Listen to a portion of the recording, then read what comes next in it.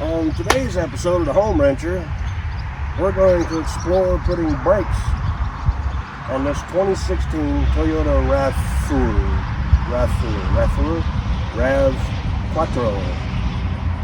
Il Ravioli Quattro. I'm not sure how you pronounce it. And yeah, I'm in my sexy Adidas slides and my nice cool shorts because it's hotter than heck out here. Looks like we might get a little sprinkle or 2 or 3 or 10 or a couple inches of flood. I don't know.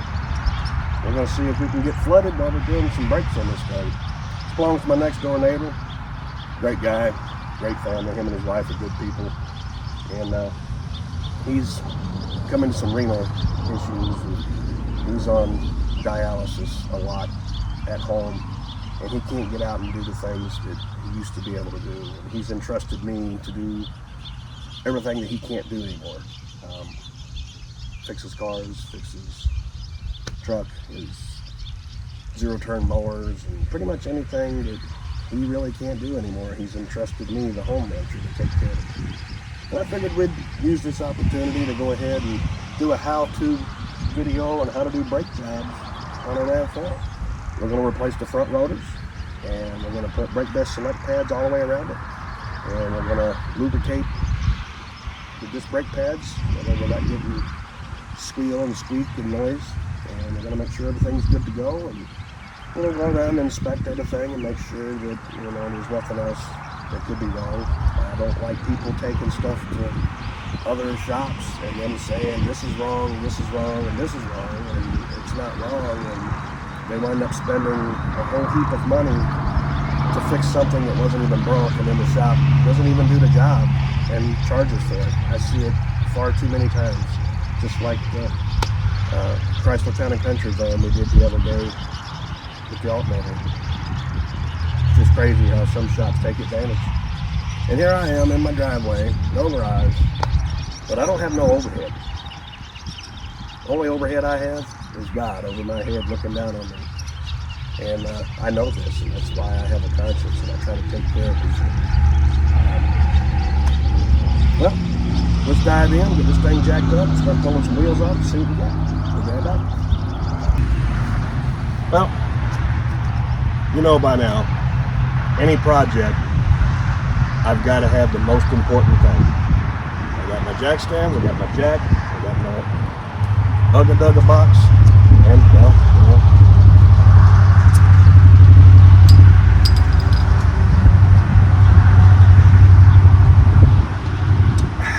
refuel. All right, let's get to work.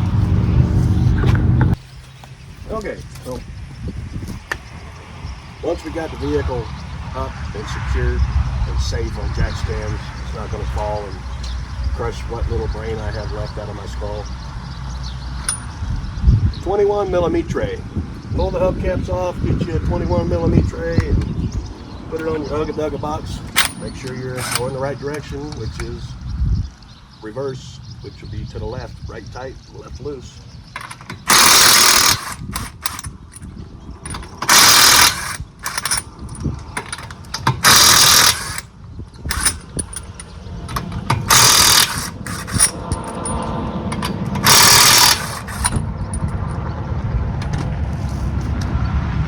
Somewhere so you don't kick them and knock them all over the driveway and you're chasing them around and trying to chase your dog and get them back because he thinks they're milk bones.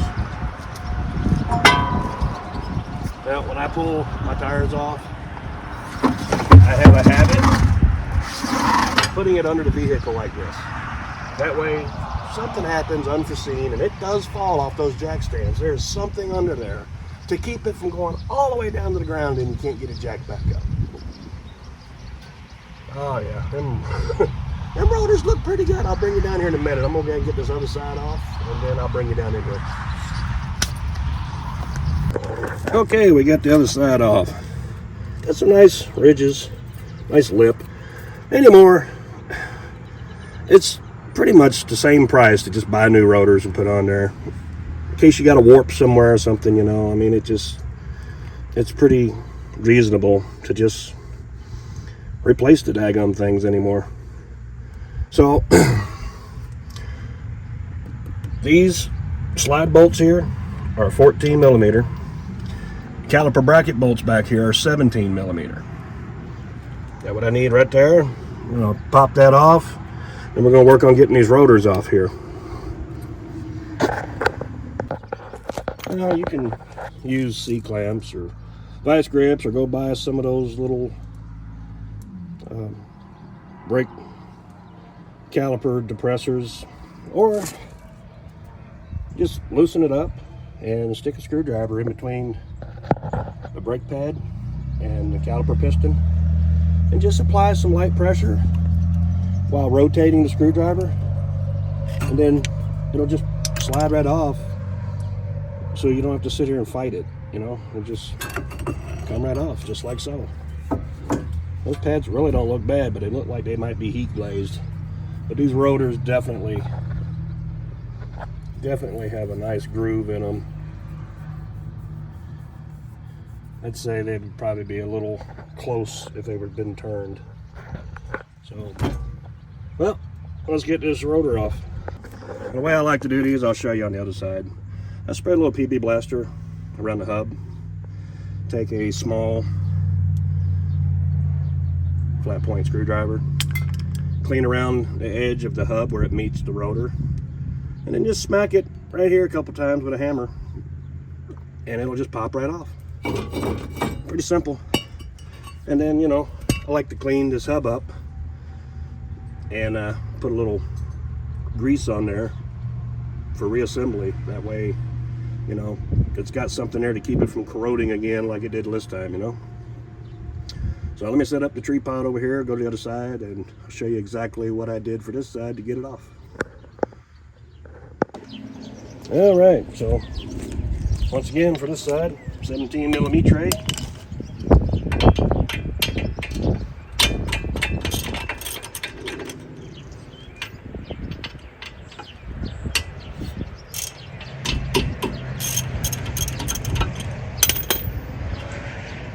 I always like to put a little anti-seize on these bolts when I put them back in, and also I like to lubricate the slide bolts for the caliper as well.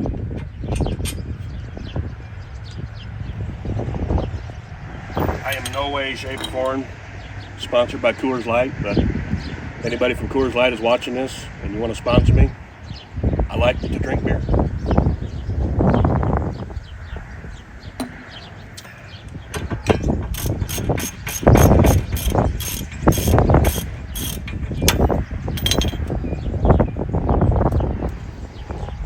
While I'm fiddling with this, take my PB blaster, just around the outside edge. Just give it a second. It's not really getting up in there, but it's breaking loose any residue around that seal there where the hub eccentric goes through the rotor. A little bit goes a long way with PB blaster. I finally figured out how to not call my PBR PB blaster. I just bought something else. That way I didn't get confused and call it PB blaster. Alright, so screwdriver in the slot here.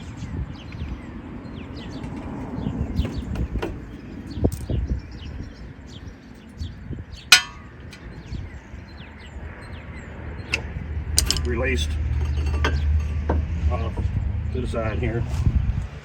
Take your standard screwdriver, go around the lip, and just kind of clean it up like a scraper.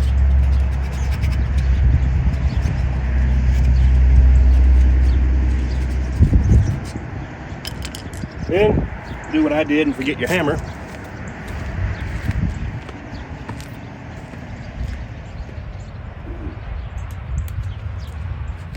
Once again, this Hulk Smashulator I got here isn't even really supposed to be used on a car, but I do it anyways because I'm an idiot. Remember, don't do anything that I'm doing here at home. Don't take my advice. Anything you decide to do, repeating after me, you're doing at your own discretion. And I'm warning you, I'm an idiot.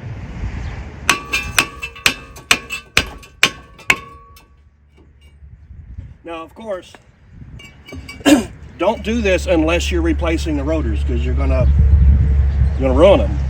Only if you're replacing the rotors, do that. All right, so we're gonna clean this up. I got some brake clean, courtesy of O'Reilly's. We're gonna clean this up. We're gonna pop them old pads off of there.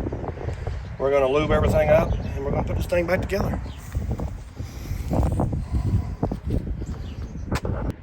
All right, time to clean her up with some good old O'Reilly brake clean.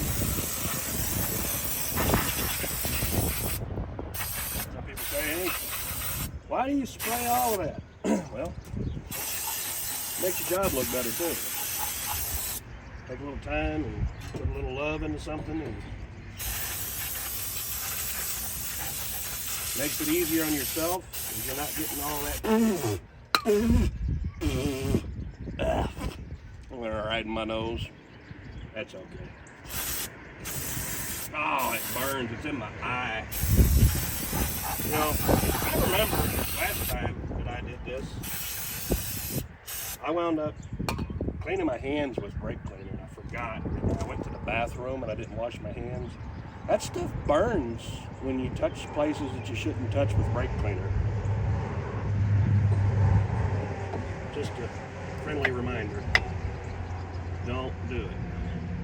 Now, see, these pads are pretty good shape, but there's a lot of material inside here. I'll show you up closer here in a minute. These are the Brake Best Selects. But you can see where they've really been chewing in because of those rotors. I'll get a closer view for you guys here and show you here in just a minute. This is just typical for letting somebody do your brakes for you, and they really don't know what they're doing, and you get this kind of result.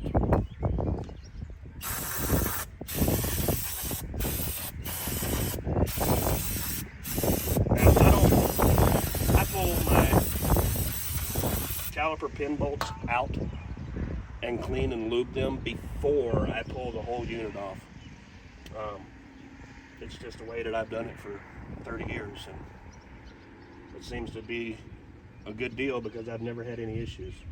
I've never had any complaints. I've never had any customers come back with problems. So I just continue to do it that way. Let me show you these pads up close.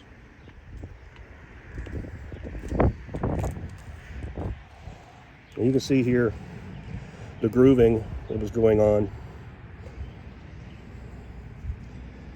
where that rotor was just chewing into this. And then this side over here, look down in that groove there. It's just full of rust and debris. And that's helping contribute to chewing your rotors up. Plenty of pad material left. And somebody reinstalled it wrong, and the wear tabs are bent. So, in other words, you wouldn't hear them start squealing to let you know that them warning tabs are getting close. And these are Brake Best Select ceramics. And my neighbor, my customer, told me, oh no, I put Wagner pads on there because that's all I've used. I said, well, Brake Best is good pads. They're pretty much the same thing.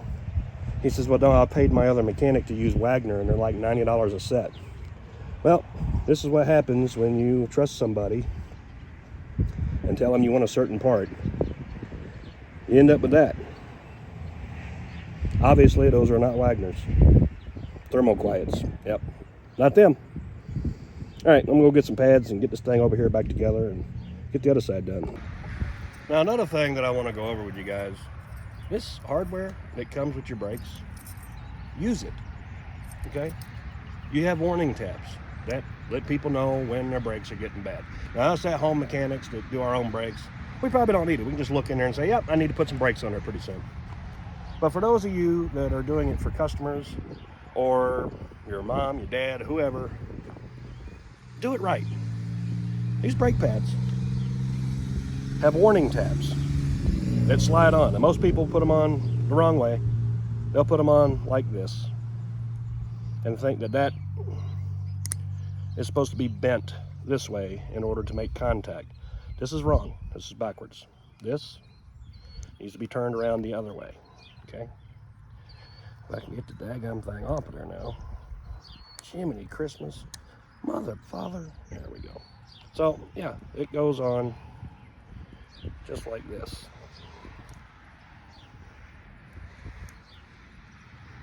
Well, help me understand.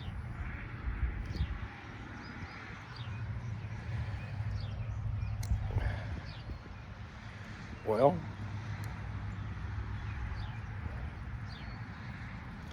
what did I do?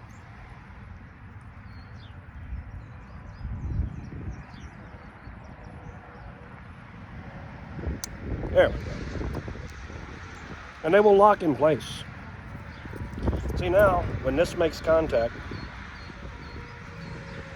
with the rotor, it'll squeal. That's when it's getting down far enough to where it needs to be replaced. These clips, my camera is out of alignment here. Oh, I broke it. Hang on. Well, I broke my daggum tripod. Scamazon for you, right? Oh well. Anyway, you know, these clips that comes with the brakes, use them. And if you're not sure how, they're on the car. Don't reuse those old ones. Those have been hot. They've been bent. You don't know what the other guy before you did to them. So take one off at a time, look at the correlation, how it goes in there, and replace it. That's simple. Now, I'm going to have to do this one-handed now. So I'm going to bring y'all in at certain points and show you what's going on. Okay, so brand new rotor. Some people just throw it on the car and put it together and let it ride. Don't do that. See all that dirt and grease on there? See all that? That's why they make brake cleaner. Clean it off a brake clean. See that? There's a chunk of paint right there. Another chunk of rust right there. Even though they're brand new out of a package and sealed in plastic, does not mean they're perfect. Take some brake cleaner to them, wipe them off with a lint-free rag, put them on. Make sure your pads are clean and free of debris as well. Put it back together and make sure you don't have no grease on the surface. Only grease the back of the pad through here and where they slide into the caliper itself and those clips. They sell it at Disc Brake Quiet. Don't put it on the pad substrate. Don't be a moron. Don't do that. I'm going to finish putting this together and we'll be right back. Okay, so we got this side back together. Installation is the reverse of how you took it apart. Just make sure your rotor is seated properly and not at an angle, and that you depressed your caliper piston far enough to accommodate the new diameter of the rotor. You can use a caliper compression tool, or you can just put one of the old pads in there and take a big pair of clamp type vice grips with like a C-clamp and just put it on the old pad and just clamp it down nice and slow. You don't even have to clip the vice grip locked. Just apply pressure and it'll backfeed the pressure of the brake fluid back through the system into the reservoir and the master cylinder. Slow and steady pressure and you'll be good to go. If you're having issues and you're having to force it and it's rusty and it looks like it's going sideways, you may have an underlying issue with a bad caliper, or you may have a damaged piston in the caliper. At that point, it's better to inspect what you got going on and then act accordingly. Whether it's replace the caliper, rebuild the caliper, or call 911 because you're going to set fire to your car. Okay, so I'm going to put this side together. Haven't done anything with it yet. We're going to pop the old pads off, clean everything up with brake clean. I'm going to put the new abutment clamps in there, the warning tab, and clean everything up, put a little grease around the hub there where the rotor slides on, and I like to put a little never sees on the threads of the lug nuts. That way the next guy can take it apart without cussing and hollering like I do. I got a rule of thumb that I try to follow here when I'm doing these brakes. Per wheel, Yeah. I like to time myself with a cold snack. So each wheel, I should have enough time to finish one beer. So to do a brake job, takes 4 beers. You know, it's 4 beers to do a brake job. That's the national time for any good driveway mechanic. 4 beers for a complete brake job. Now, nobody ever covers this. When you're putting this back together, these caliper bolts are to be torqued at 25 foot-pounds. This one and this one, 25 foot-pounds. The bracket where the caliper goes to the hub and to the spindle, 79 foot-pounds for this one, as well as this one here. 79 foot-pounds on these, 25 foot-pounds on these. Now, I don't know who needs to know this, or who of you may know this. Brake Best Select, O'Reilly's brake pads. You know who they're made by? Bosch. No, not Harry Bosch, the detective. He's retired anyways. But Bosch Automotive, you know, they make fuel pumps and all kinds of stuff for OEM. Basically, when you're buying Brake Best Select premiums and putting them on your car from O'Reilly's, you're putting the OEM pads right back on there. Save a few bucks instead of buying Wagner's or those thermo quieter thingies and all them green pads and whatever. It's just get you some Brake Best from O'Reilly's and you'll be good to go. And we're going to do the backs now. And I don't have a tripod because I broke the thing because I'm a moron. So I'm going to try to do what I can to show you what needs to be done with the things to make the stuff come off and do what you're supposed to do. So, and yeah, I know I don't know. I need to just get some better equipment. I need to get me like a GoPro and some good microphones, because this crap I'm getting off of Scamazon is, well, it's Scamazon junk. It's no good. So I'm gonna pop these wheels off of here and see if I can break my leg or get something in my eye or cut my hand or rip my beard off, something, I don't know. I need another cold stack. Yeah, I said 1 beer per wheel, and I just finished up number 2 when I put that back together. So I'm gonna go ahead and go get me number 3, because I'm gonna start on this wheel right here, and well, that'll be 3. You know, I need to get a refuel.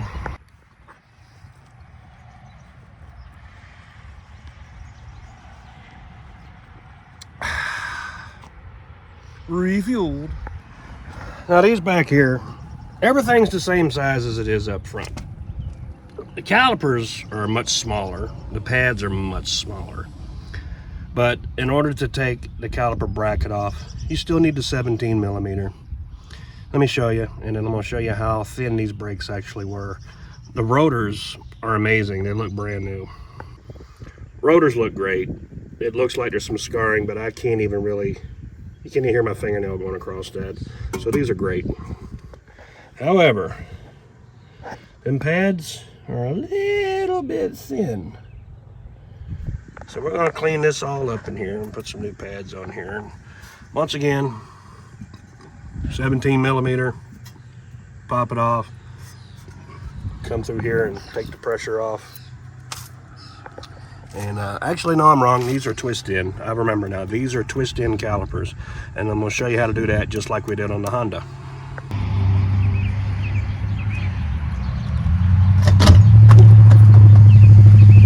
Who put that jack there? Good thing SS blade's here. So Mama Bunny came back. So I got another tripod. It was in the back of SS Blade. It's the one I normally use. That one there is the one I run over with the lawnmower. I know you watched that episode. Anyway, I lied to you guys.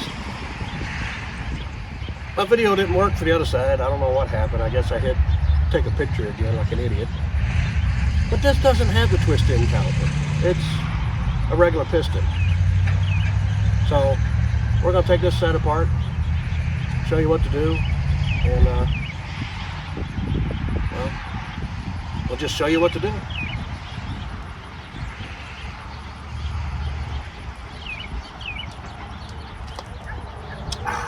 Refuel. Need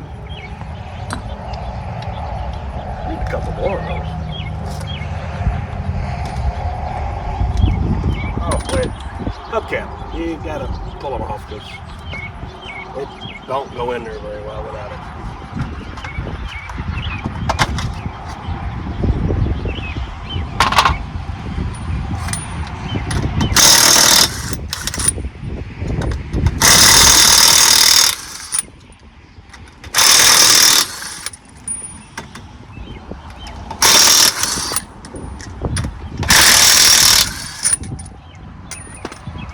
We don't need all the fancy stuff for this thing, so.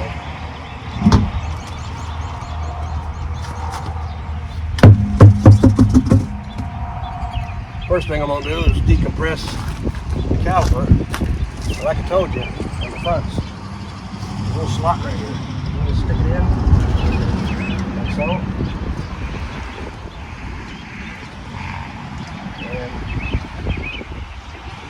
And ta-da! Caliper's now decompressed. 17 millimeter, you want a short well for back here, not a deep. Lower payload. Right way.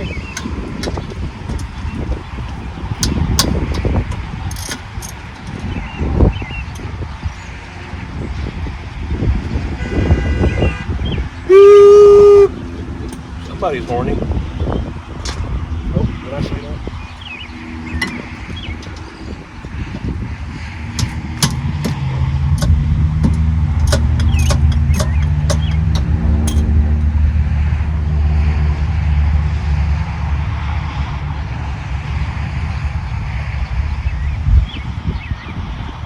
I wonder what Derek Gary's doing today. How'd he built that 68 Camaro? I mean, no, not a Camaro. It was a fire chicken, wasn't it? He's up there in Iowa. Did he put out video to you? I didn't see it. Check it out later while I'm smoking chicken. Yeah, look at all that dust. One.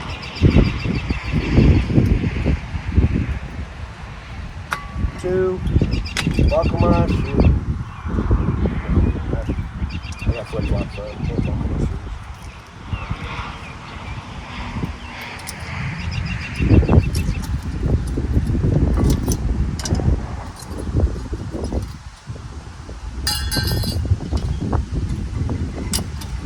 You want to get these out of here. You don't want to use this old jump over. Make sure you set your caliper up in there so they pulling down on that brake line. Now, I don't know why, but brake pads decided to send me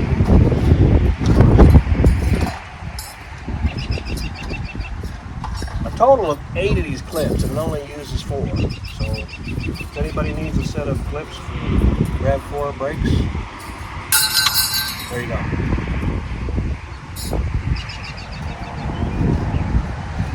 Brake cleaner. We're going to clean up the Calipe, Calipro, El Calipe.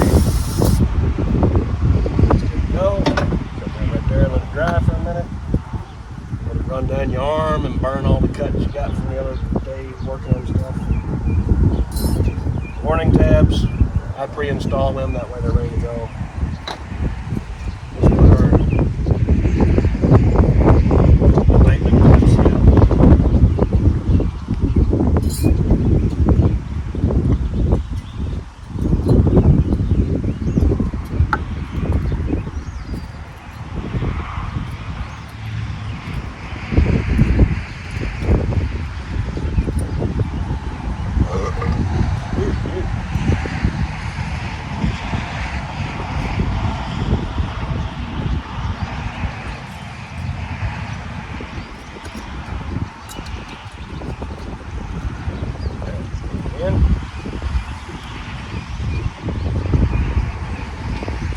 Set some pads in place.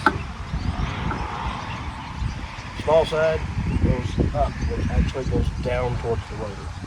Always install the pad material facing towards the rotor, don't put them in there backwards. They don't stop too well.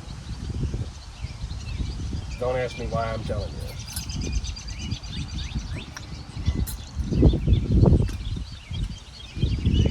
Obviously, if I'm telling you this, it means because somebody did it.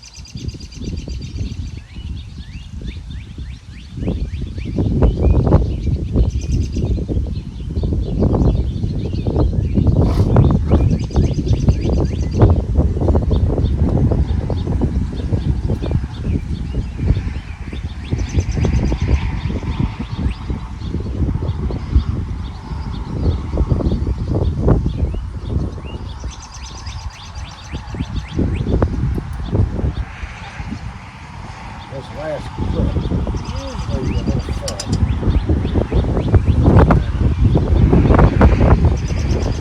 Not a big caliper, so you can't see straight.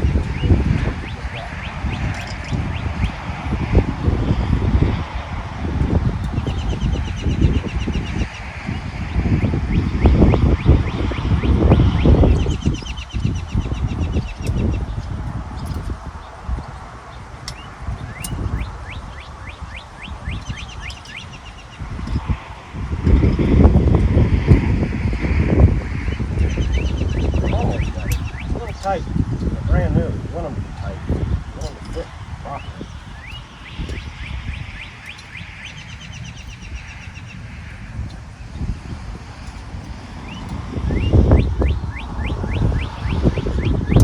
Gotta make sure they're lined up right. Nothing is misaligned. Get its first break in and, well, not working.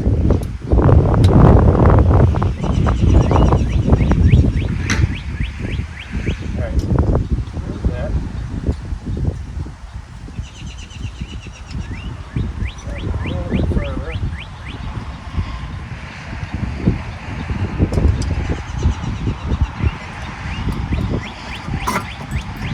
And on it goes. Put your bolts back in.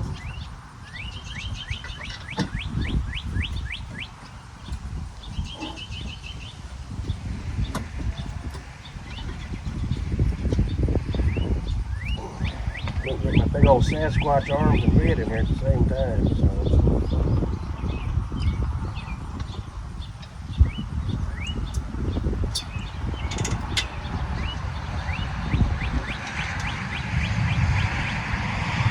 But no, I'm not copying Derek by saying Sasquatches. I really am part Sasquatch. I did one of those family tree DNA ancestry things. And I'm actually related to Harry from Harry and the Hendersons. I have to shave myself a lot.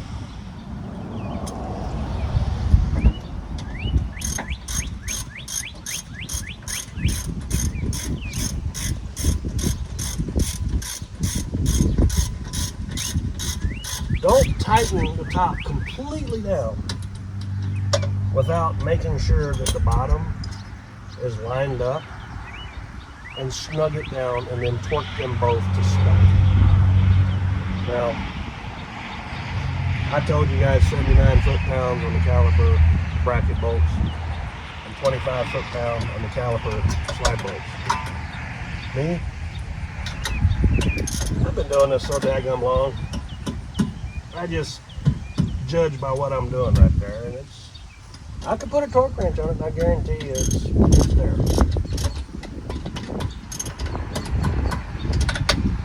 Do this stuff long enough. I don't use torque wrenches for this stuff anymore. You know what it feels like. So that's back together.